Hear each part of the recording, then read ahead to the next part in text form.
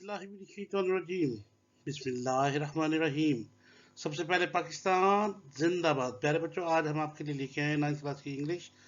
और 9th class की English में हमारे पास आज है जी यूनिट नंबर 5। यूनिट नंबर 5 है जी डैफोडिल्स पोएम, और इसकी आज हम करने जा रहे हैं पैराफ्रेजिंग।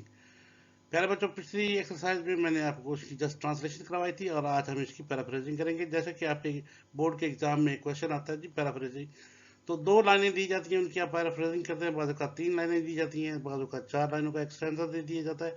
तो प्यारे बच्चों, मैंने आपकी आसानी के लिए 2-2 लाइनों का इसका पैराफ्रेजिंग किया, ताकि मेरे बच्चों को समझ भी आ जाए और मेरे बच्चे एग्जाम में लिख भी सकें। तो प्यारे बच्चों, बढ़ते हैं अपनी स्लाइड की तरफ without wasting our precious time.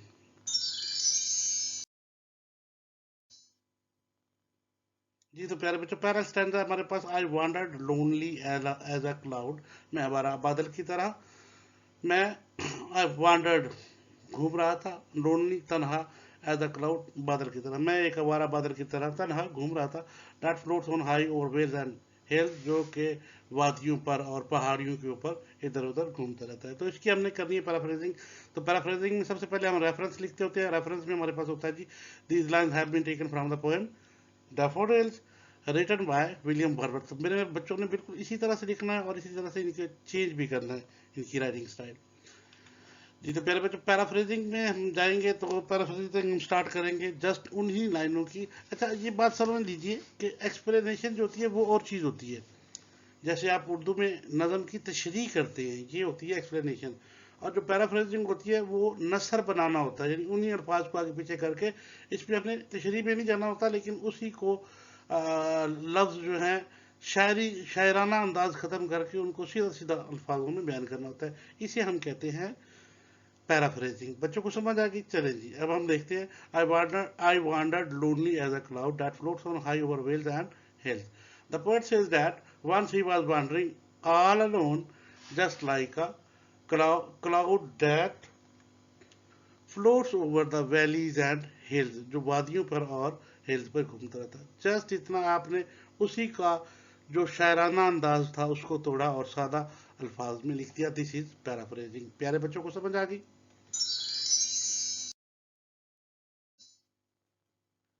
जी तो प्यारे बच्चों, स्टैंडर्ड नंबर 2 है हमारे पास। When all at once I saw a crowd. When all at once, अचानक, आई सा अ क्राउड, मैंने एक हजूम देखा, पौधों का हजूम। A host of golden daffodil, एक मेजबान के तौर पे वो खड़े थे सुनहरे रंग के डैफोडिल के पौधे। तो प्यारे बच्चों, सबसे पहले हम जब इसका आंसर लिखेंगे तो रेफरेंस लिखेंगे। रेफरेंस में हम लिख देते हैं, these line have been taken from the poem daffodil written by William Wordsworth.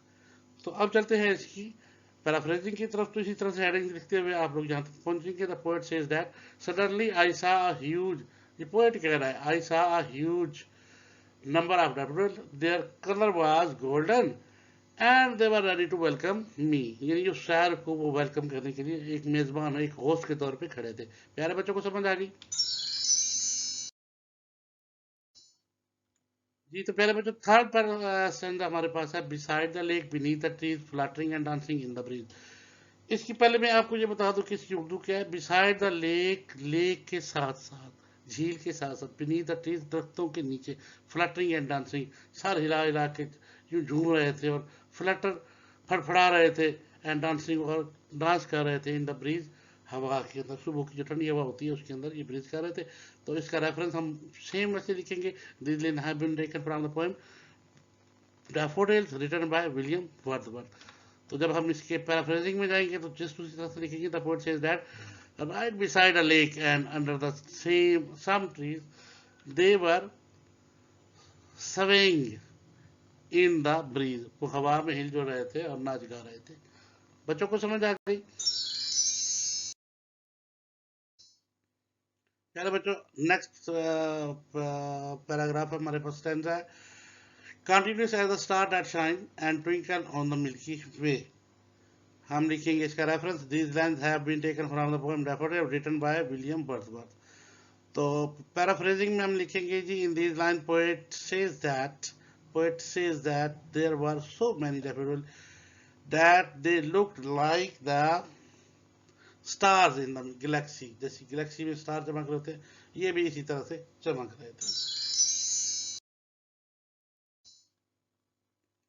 They stretched in never-ending line along the margin of bay. ये फैले हुए थे लंबी लाइनों में और अलॉन्ग द मार्जिन ऑफ बे वो पॉइंट होता है जहाँ पे खुशकी और समंदर का जो इलाका स्टार्ट होता है, वो जो पॉइंट होता है उसे हम मार्जिन ऑफ बे कहते हैं। रेफरेंस क्या है जी? रेफरेंस हमारे पास है these lines have been taken from the poem daffodil written by William Wordsworth. तो पैराफ्रेजिंग में जब हम जाएंगे तो लिखेंगे जनाब, पैराफ्रेजिंग है the poet says that the daffodil forms a line that stretched around the much of the bay। बे वो इलाका जहाँ पे कम गहरा होता है। तो जो खुशकी से लेकर समंदर की तरफ और खुशकी की तरफ जो इलाका हमारा होता है उसे हम मार्जिन ऑफ बे कहते हैं। ठीक हो गया पहले बच्चों? तो ये उसी अल्फाज को हमने वैसे लिख दिया था। Poet says that the daffodil formed a line that stretched around much of the bay. बच्चों को समझ आ गई?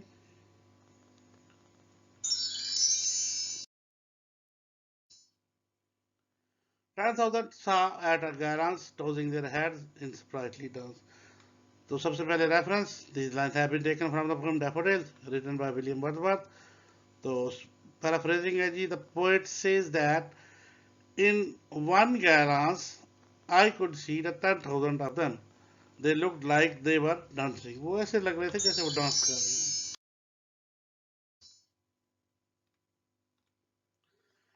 The waves beside them dance, जो waves बन रही थी वो भी नाच रही थी। But they did out sparkling waves in the glee। लेकिन वो पानी के ऊपर लहरें बनाकर चमक रहे थे। ठीक है जी। Reference this line have been taken from the poem daffodil written by William Wordsworth. Paraphrasing, the poet says that the waves in the bay also seemed to be danced, but the daffodil looked happier।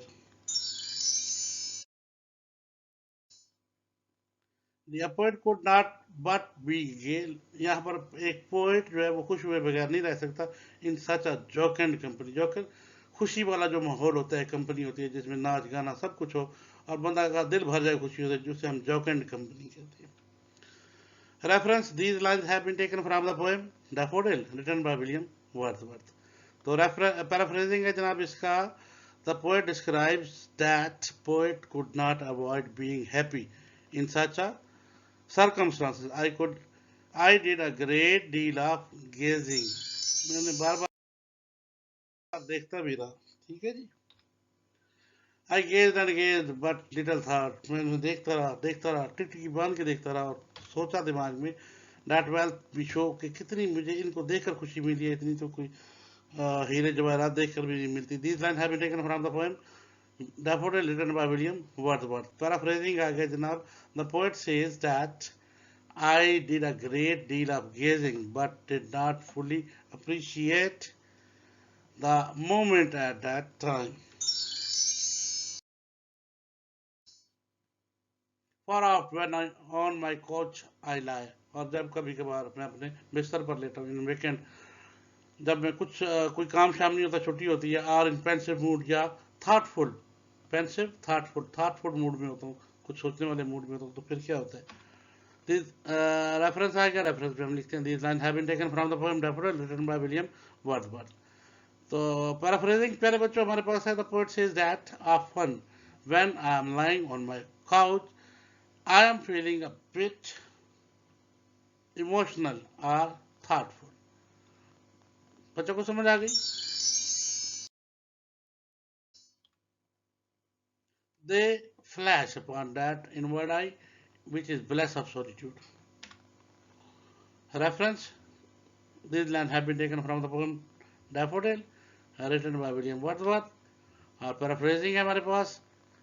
I can still see that those daffodils in my mind, but by the way, being able to remember, it is quite present when you are at alone। अकेले होंगे तो ये चीजें आपके दिन में आएंगी, वरना नहीं आएंगी। And then my heart with pleasure filled, और फिर जनाब मेरा दिल खुशियों से भर जाता है। डांसेस विद डैफोडिल, और मैं भी ऐसे ही नाचना शुरू कर देता हूँ जैसे डैफोडिल के फूल नाच रहे थे। This line have been taken from the poem daffodil written by William Wordsworth. और इसकी पैराफ्रेजिंग है जनाब हमारे पास। Now then I recall of the daffodil I feel warm and fizzy. ठीक है जी। As if I am dancing with the with these daffodils. तो प्यारे बच्चों, ये था आज आपका लेसन। उम्मीद है आपको पसंद आया होगा, और अगर पसंद आया तो लाइक और सब्सक्राइब जरूर कीजिएगा। और आप तो मेरे अपने बच्चे हैं जनाब, आपने तो लाइक और सब्सक्राइब कर दिया, जिन्होंने कर दिया उनका बेहद शुक्रिया। आपका मैं जितना शुक्रिया अदा करूं उतना कम है, क्योंकि आप लोग मुझे बहुत इज्जत देते हैं, बहुत सपोर्ट करते हैं, मेरे साथ बहुत कोऑपरेट करते हैं। Again and again thank you, thank you, thank you for your subscription, thank you for your love, thank you for your cooperation. इंशाल्लाह एक और अच्छी सी वीडियो के साथ हाजिर होगा, तब तक के लिए अल्लाह हाफिज। पाकिस्तान जिंदाबाद।